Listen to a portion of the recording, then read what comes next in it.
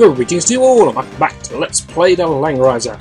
It's about time we pushed in at the top. We did take a bit of damage from all of those spells, but Airy managed to heal most of it back up for us, so thanks go out to him. And it's about time we pushed in with these archers to pick off the rest of the bats, and maybe the succubus this turn. We should be able to do it. We can always rely on the angels if needs be. We'll try to leave the succubus for Lester as best we can. Sure, he's completely out of position therefore, because there's nothing else left at the top to kill. But she's having fun in the water, so we'll leave her be.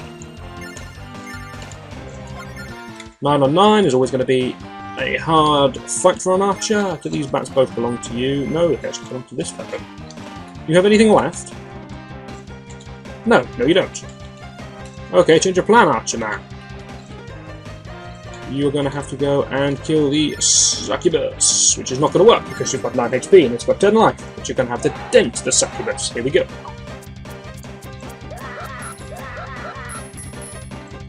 Fair enough. I do like these moments when we do exactly half the damage with one of our units. We can get another one easily in range.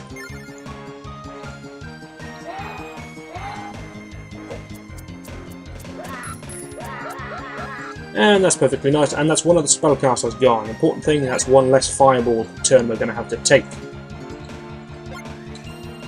Yes. Now we're trying to just pick off a couple of these other bats if we can.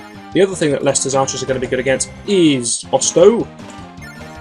I can never remember which is which, I always have to check. But we should be respectively good against Osto. Now, these are going to be harder to kill than the other bats because the Vampire Lord has much better stats. Plus 8 defense bonus instead of plus 2. But still, they're bats. They can't withstand an onslaught from archers. But it is nice to see the experience evening out a bit now. Lots of people catching up. Lots of people who generally die at the start of levels, like Hayne and Keith, finally getting a little bit of experience. Yes, I'm going to maintain that it's their fault that they die and not mine. But it is nice to see the experience balancing out a little bit now. Liana is still trunching ahead of absolutely everyone, but thankfully she's nowhere to be found, so she's not going to get any experience. Maybe that's why nobody cares that she's missing. Everyone sees it as an opportunity to finally catch up a bit of the experience lead she's got. They will be so red in the face when they realise she's been kidnapped. Fortunately, they'll have a boat, and that's clearly more important. Not just any boat, a demon tribe boat, which is apparently better than a normal boat. Maybe not, maybe it's the only boat they have in stock at the moment. But whatever, that'll do. Do us just fine. Don't want to kill that just yet. A couple more Leviathans we can take out first.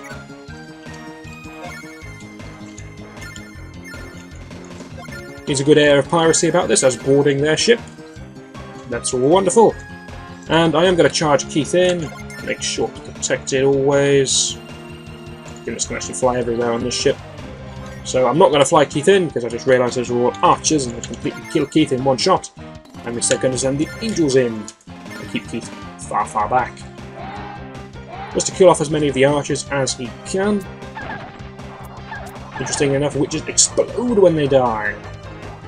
Not sure how the game decides which units should and shouldn't explode. We thought exploding horses was a bit odd. Exploding witches, I think, is even odder than that. Maybe you disagree, but I don't know. There's nothing about a witch that looks like it should blow up, in my opinion. Just looks bizarre. Nonetheless, we're making quick work of them. And with those irritating things out the way, we can't kill the last one because Keith's poor positioning skills. But if he steps down a tile, oh, that's opened up all new areas of possibilities. Look at that. So it's going to be the end of the archers, and we can just pick the rest of the units off pretty much at our leisure. The 14, 15, 16 turn time limit imposed on this level is not going to encroach on us. I think we're up to turn 9 or something. Turn 8, even better than that. And unless there's another ambush, which is, well, 50-50 odds, I'd say, we should be absolutely fine. Does mean it's unlikely that Hayne or Scott are going to get back into the action and get any more kills. But more kills for Leicester, it's good.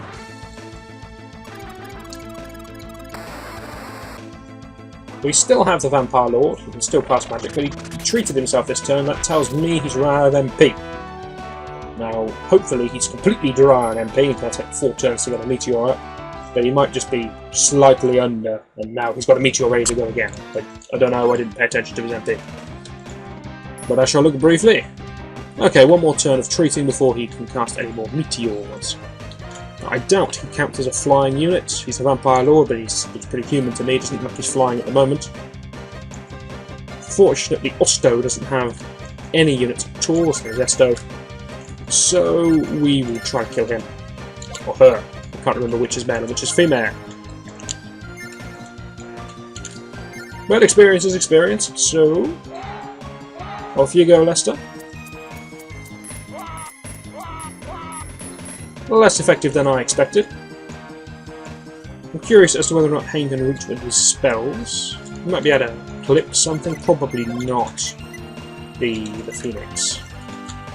But maybe the Kraken? Yeah, he can clip the Kraken, go for it.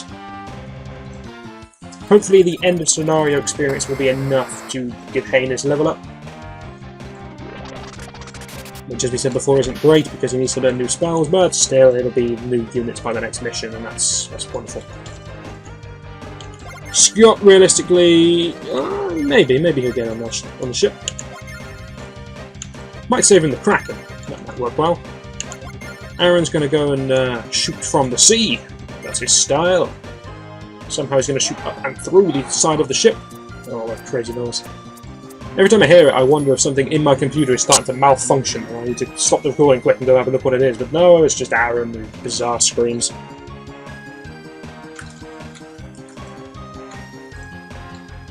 Nonetheless, we have to kill Osto with what we've got there, it looks like. So it's just going to be mass archers for the win. That one there will be able to do a good shot on him.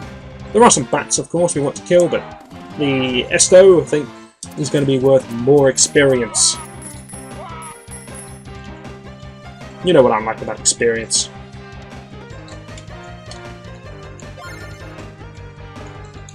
We should be absolutely fine because we can get about, I think every one of the archers will be able to take a shot on him if needs be.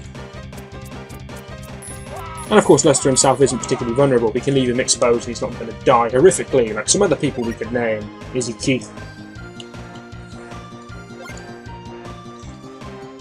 He doesn't look in pain. If you look at his portrait now, that's his angry portrait. He looks bored. Fair enough, he just disappeared as well. He didn't explode, he didn't run away, he didn't teleport, he just disappeared. Nonetheless, it's Leicester's time, and exactly the same choice we made as with Keith.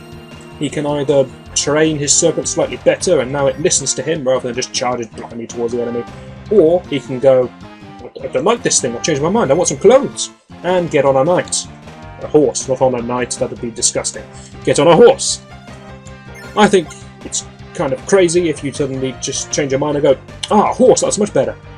So I'm going to be sticking with Serpent Lord. He knows Attack 1, which is handy, make no mistake. Attack 1's very nice, because when you're in the scene, you're doing all your fighting and whatnot, you can just attack one of the Nixies. That's great. He also gets phalanx. Pretty good unit, nice to have another person who can get phalanx, so that's perfectly respectable class. Probably means his unit's bugged. Yes, look at that, the elves have now got, okay, still pathetically low defense. Their attack's getting up there though.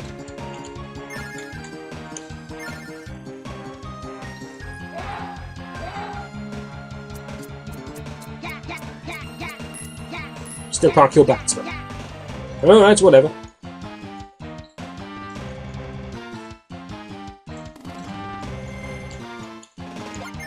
So I suppose experience priority shifts again, but I'm not really fussy when we have level 1 class 4 people. It would be nice if I can get Hayne and Scott some experience, but Hayne's too far away and Scott's used up his turn, so I'll just kill these with whatever now. I don't mind using the Angels, I don't mind using Cherie. I'll just kill things. I'll try to leave the Kraken for Scott. That'd be nice. Let's not go too nuts, otherwise Cherie will be exposed. I don't mind if she's exposed to a bat. Not sure how bandits fare against bats, but we'll give it a try.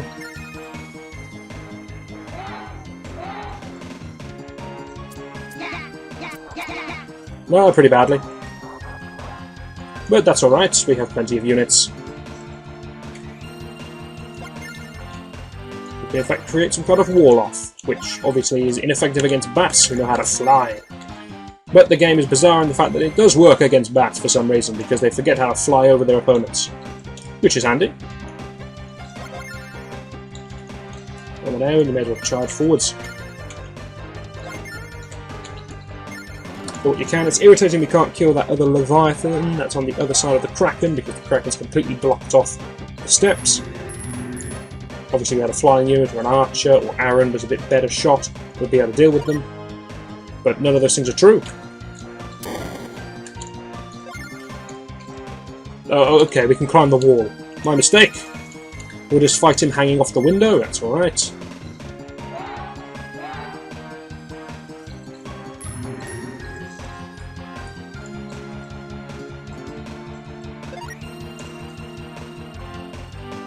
I would attack the Kraken itself, and I'm worried I'll kill it, so I will just surround it by units. We can't move the poor thing.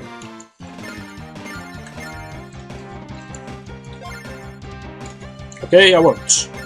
Whatever. It probably won't move anyway, I just hope. I don't want to go too nuts with Keith, because I'm worried that Esto might just run up to him and kill him in one shot, which probably would successfully do if he tried. So I will keep Keith back to make sure he gets that ending experience bonus. As we cleverly worked out there, another turn of healing for the Vampire Lord before he can cast a spell, and then we'll just kill him next turn, so that's fine. Not expecting too much trouble from the Great Dragon. As we said before, it's going to hit hard, but it looks like we can kill it reasonably well. We'll just hit it with everything we have on this turn. Now, Scott, can you finally reach? More importantly, can your Dragoons reach? Because we're not going to use you because you're a liability. That out of the way, we can soften it up with a spell from Hain.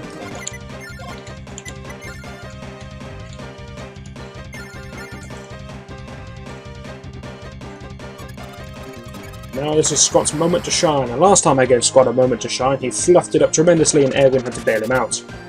That was quite a long time ago because I don't usually give Scott chances because he's a liability. But here he goes, he's finally going to redeem himself by taking down this Kraken, which is obviously a C unit, so horses are pretty good against. There we go, nicely done, and it explodes slowly. I quite like the look of the Kraken, it's a shame we had to kill it in one shot. And he seems oddly satisfied with himself. Well done, Scott's good though. It's unlikely to hit class change this scenario. Maybe if I give him both of these, he might do it. Where's your bar looking? Yeah, he might actually do that. Then I run the risk of running out of time on the scenario, though. Choices. I'll tell you what, let's end in the age-old fashion of getting Erwin to heal everyone, because that way he gets some free experience. Not that he needs it, but still, free experience is free experience. And I'm going to be calling it a video here, because I worry that if I kill those two, we're going to overrun in the ending chatter.